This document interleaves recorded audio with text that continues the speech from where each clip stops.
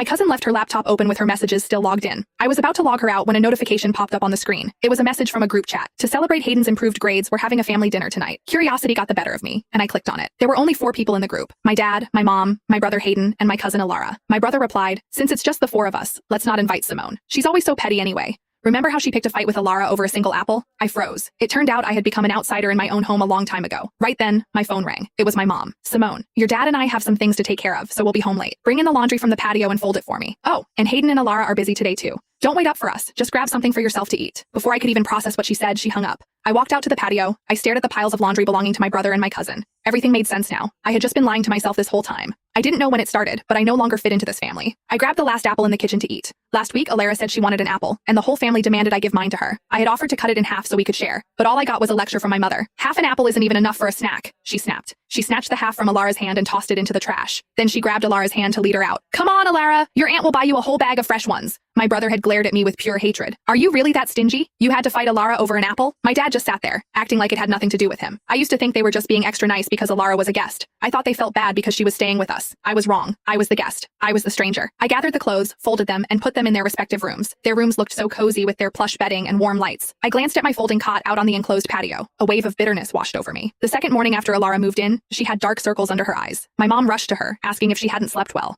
Alara sighed and said she wasn't used to sharing a room with anyone. So, I was asked to move my bed to the patio. My aunt had just passed away, and I felt sorry for Alara's loss. I didn't want to make things hard for my mom, so I agreed willingly. But my kindness only made them push me further. Because I was the understanding daughter, I had to give up everything. Because I was mature, Mom only washed Alara and Hayden's clothes while I did my own. I was the one doing all the chores while they just enjoyed themselves. Before she came, they loved me. How did everything change the moment she arrived? I sat on my cot, scrolling through my phone aimlessly. I saw a post on a burner account Alara used. It was a photo of my parents, Hayden and Alara, all laughing together. They looked like the perfect family. The caption read, "It took a while, but I finally have a mom again. Thank you to my aunt's family for giving me a second home." People were commenting below. "Congrats! Your aunt's family is literally a godsend. So happy for you, babe. You deserve this happiness." I hit the like button on that post. Then I left a comment. "I hope your family stays happy forever." A few minutes later, the post was deleted. She probably forgot that she had used my phone to follow her burner account once. Seconds later, she called me. "Simone, don't take that post seriously. I was just posting for fun." I actually laughed. Her ability to be two-faced was truly impressive. In front of my parents, she acted like the perfect sweet girl. Behind their backs, she used her seniority to bully me. I had sucked it up for months. Whenever she successfully stole something from me, my family called me petty. I tried to explain myself, but I only received their scorn. Seeing that I wasn't replying, she started faking a sob over the phone. "Simone, you're mad, aren't you? I'm so sorry, it's all my fault. I just wanted to feel loved." She broke into a full-blown crying fit. Before I could say a word, my brother Hayden snatched the phone. "Simone, that's enough. It's just a post. Why are you always so small-minded? You made Alara cry. Apologize to her right now." My heart sank. I hadn't even said anything, yet I was the one who needed to apologize.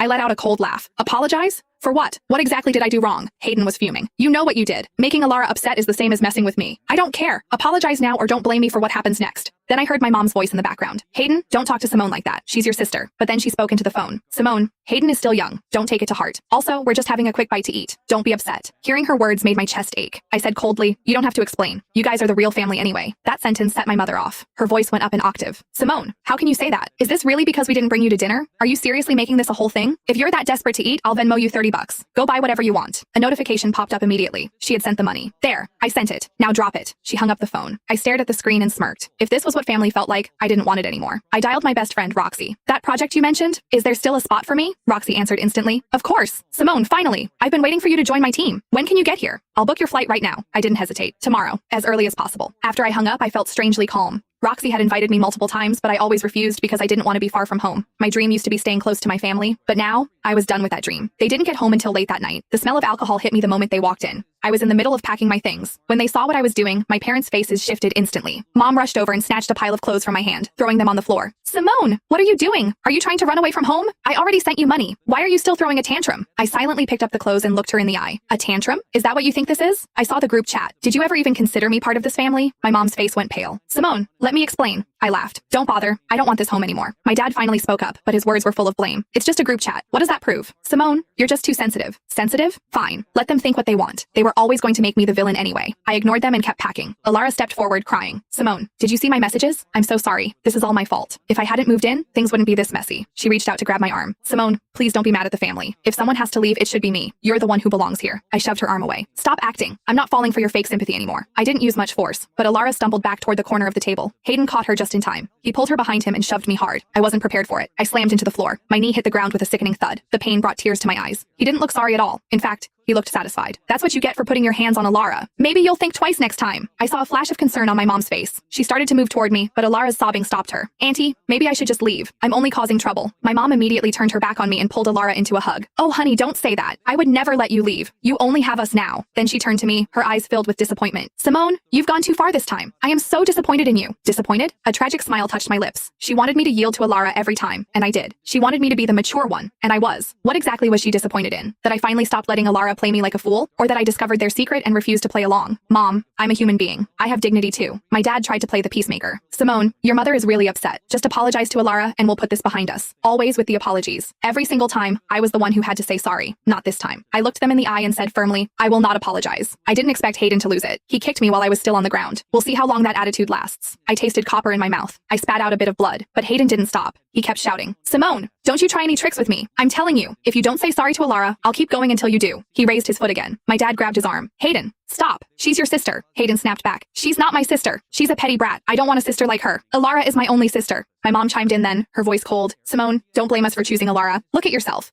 What happened to the sweet girl you used to be? She led Alara into the bedroom. Out of the corner of my eye, I saw Alara looking back at me with a smirk. Her eyes said, see? You'll always lose. Everything you have, including your family, belongs to me now. Hayden looked like he was waiting for a signal to continue. My dad, seeing that my mom had checked out, didn't bother staying. He went to his room. Hayden cracked his knuckles. Simone, I'm giving you one last chance to apologize to Alara. My hands aren't exactly gentle. Don't get beat up for nothing. You're going to apologize anyway. I was seeing him for who he really was for the first time. He was a stranger. Sure, we had our squabbles, but he had never been this cruel. Now, he looked at me like I was a criminal who deserved to be punished. How did we even get here? Alara's manipulation was top tier. First mom, then dad, and finally Hayden. They were all willing to hurt me for her sake. I let out a weak laugh. Even if you kill me today, I won't apologize. Hayden's fists rained down on me. I didn't make a sound. The physical pain was nothing compared to the hole in my chest. Eventually, my dad came back out to stop him. That's enough. We don't want a police report on our hands. Hayden finally got bored and walked away. The house fell into a heavy silence. I lay on the cold floor, thinking about every memory I had with them. After a while, I heard my parents whispering in their room. Did we go too far today? No. Simone was out of line. She needed a wake-up call. I'll just make her favorite meal tomorrow to make it up to her. You know her. She's obsessed with this family. She'll get over it. I smiled. It was because they knew I loved them that they felt they could trample on my dignity. Right then, my phone buzzed. It was the flight info from Roxy. The flight was early tomorrow morning. I dragged myself up, ignoring the pain. I grabbed my ID and walked out the door. As the door clicked shut, I felt a massive weight lift off my shoulders. This family? I didn't want them anymore.